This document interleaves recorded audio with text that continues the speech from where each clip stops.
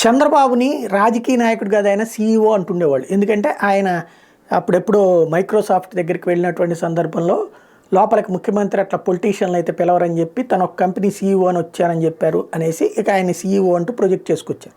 కానీ నిజమైనటువంటి business CEO, corporate CEO Jaganmohan Reddy. ఎందుకు?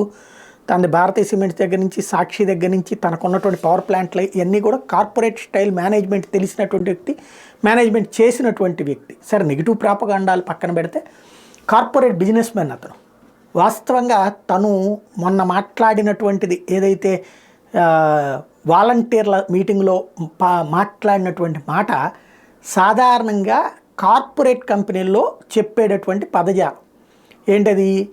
ఇక చొక్కాలు మడత పెట్టండి అంటే ఏంటంటే సాధారణంగా కార్పొరేట్ స్టైల్లో ఎలా ఉంటుందంటే వార్డింగ్ వచ్చేటప్పటికి సాధారణంగా బ్లేమ్ గేమ్ ఎదురోళ్ళ మీదన చేసేస్తుంటారు. అట్లాంటప్పుడు ఏంటంటే stop blame game, it's time for us to pull our socks and sleeves, we have regain trust అని చెప్తూ ఉంటుంటారు. అట్లాంటి పదమే తెలుగులో కాస్త మన చొక్కాలు మడత పెట్టండి అని చెప్పి అన్నది. దాన్ని చంద్రబాబు గారు, లోకేష్ గారు ఎలా అర్థం చేసుకున్నారంటే ఏదో కొట్టుకుందాం రా అన్నారు అన్నటువంటి మాస్ యాంగిల్లో అర్థం చేసుకుని కుర్చీ మడత పెట్టడం అన్న డైలాగులు చంద్రబాబు గారును, కుర్చీ మడత పెట్టి విజువల్ చూపించింది లోకేష్. అసలు విషయం వాస్తవంగా స్టాన్ఫోర్డ్లో చదువుకున్నారు లోకేష్. లేదా చంద్రబాబు నాయుడు వచ్చేటప్పటికి వేరే యాంగిల్లో సుదీర్ఘ రాజకీయం అనుభవం ఉన్న వ్యక్తి.